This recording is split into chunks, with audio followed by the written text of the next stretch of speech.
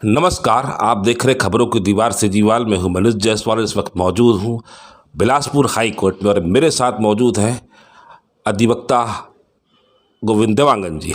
शिक्षक संवर्ग की एरियर्स का मामला अभी हाल फिलहाल में चर्चा में आया है। माननीय न्यायालय ने भी एरियर्स को लेकर गंभीर टिप्पणी भी की है। आइए जानते हैं एरियर्स को लेकर पूरा मामला क्या है। सर, बीच में एरियर्स को लेकर सुनवाई हुई थी, उस पर थोड़ा सा जानकारी देंगे। अभी क्या हुआ है कि जो शिक्षकों के निम्न से उच्च पद आए हुए हैं उनकी पूर्व की सेवा काल को जोड़ते हुए पुनरीक्षित वेतनमान 8 साल में देने का प्रावधान है। इनके द्वारा माननीय उच्च न्यायालय द्वारा इन लोग को एरियर्स के भुगतान हेतु पूर्व में आदेश दिया गया था, पूर्व सेवा काल को जोड़ते हुए। उसके बाद भी शासन द्वारा इस मामले में गंभीरता न लेते हुए कोर्ट के आदेशों का नज़रअंदाज किया जा रहा था, जिसके बाद कुछ शिक्षकों द्वारा माननीय उच्च न्यायालय के समक्ष अवमानना याचिका प्रस्तुत किया गया था कि उनकी एरियर्स का भुगतान 8 दिनांक तक नहीं किया गया है और माननीय उच्च न्यायालय द्वारा पारित आदेशों का पालन नहीं किया गया है, जिसमें माननीय उच्च न्यायालय द्वारा सुनवाई करते हुए उनको जो कंटेमनर है उनको नोटिस जारी किया गया था और उनके बाद उनके द्वारा यह जवाब दिया गया न्यायालय के समक्ष कि हमारे पास फंड नहीं है, जब फंड जारी होगा तो हम बाकी एरियर्स का भुगतान कर दिया जाएगा। परंतु साल 2 साल बीतने के बाद भी उनके पास ना कोई आवंटन था ना कोई ये था। बाद में क्या हुआ, कुछ दिन पहले उनको एक टोकन मनी के अमाउंट के रूप में 10% 5% कुछ शिक्षकों को दिया गया। उसके बाद मामला ठंडे बस्ते में चला गया।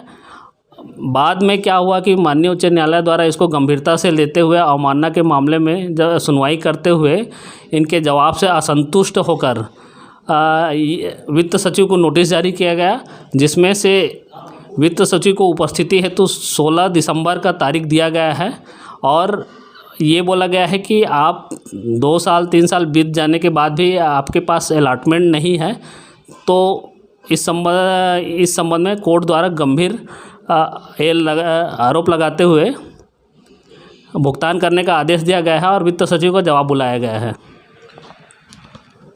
हाल ही में महासमुंद जिले के बसना ब्लॉक में शिक्षकों को करोड़ों रुपए का एरियर्स का भुगतान कर दिया गया, जबकि उस मामले की जांच अभी चल ही रही है।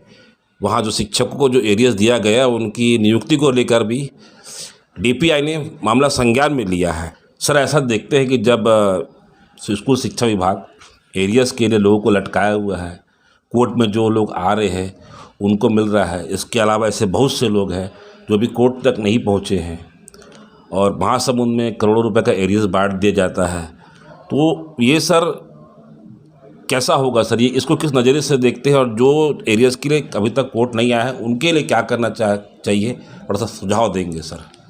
अभी क्या है कि शासन द्वारा कंटेमनर द्वारा माननीय उच्च न्यायालय के समक्ष जवाब प्रस्तुत किया गया है, जिसमें उनके द्वारा बताया गया कि शिक्षकों के एरियर्स के भुगतान के लिए लगभग 280 करोड़ की आवश्यकता है, लेकिन उनके पास अलॉटमेंट नहीं है, इस कारण से एरियर्स का भुगतान नहीं हो पाया है। तो जिन लोग कोर्ट आ रहे हैं, जिन लोग अवमानना केस लगा रहे हैं या जिनके द्वारा एरियर्स का भुगतान है, उनकी जानकारी कलेक्ट की जा रही है और उनके द्वारा उन्हीं लोग का भुगतान किया जा रहा है जिनकी प्रकरण न्यायालय में लंबित है या जिनकी अवमानना केस माननीय उच्च न्यायालय के समक्ष लंबित है। बाकी मामलों में उन लोग अब भी कोई कार्रवाई नहीं कर रहे हैं और केवल जानकारी मंगा रहे हैं कि जिनकी प्रकरण कोर्ट में लंबित है उन्हीं का जानकारी इन लोग कलेक्ट कर रहे हैं। 280 करोड़ का मामला क्या था सर, बता रहे थे? जो निम्न से उच्च पद में जो आए हुए हैं उनकी एरियर्स के भुगतान के लिए लगभग, अगर सारे शिक्षकों को एरियर्स के भुगतान किया जाएगा तो शासन को 280 करोड़ रुपया भुगतान करना पड़ेगा शिक्षकों को। ये जानकारी कहाँ से आई सर? ये जानकारी अवमानना मामले में उनके द्वारा जवाब प्रस्तुत किया गया है, शासन की ओर से जवाब प्रस्तुत किया गया है, जिसमें बताया गया है कि अगर सारे शिक्षकों को एरियर्स का भुगतान किया जाएगा तो 280 करोड़ की लगभग आवश्यकता होगी। हाँ, तो मतलब ये फिर देने वाली बात ही नहीं आ रही सर यहाँ तो एकदम। अब देखते हैं, अब वो शासन का निर्णय है, अब शासन क्या करती है। बाकी ये है कि माननीय उच्च न्यायालय द्वारा इस संबंध में वित्त सचिव को उपस्थिति के लिए नोटिस जारी किया गया है और सारे प्रकरण जो एरिया से संबंधित मामले हैं वो 16/12 के लिए माननीय उच्च न्यायालय द्वारा फिक्स किया गया है। इस विषय पर और कुछ प्रकाश डालेंगे सर?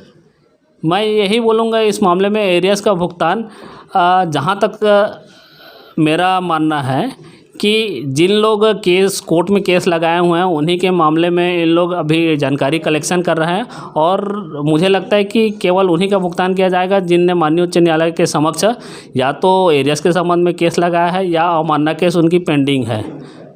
सर एक मामला है महासमुंद जिले के बसना का, वहाँ 1,34,00,000 रुपए या 1,24,00,000 रुपए समथिंग कुछ ऐसा एरियस बांट दिया गया। तो क्या ये मामला सर यहाँ कोर्ट में लगा हुआ है केस?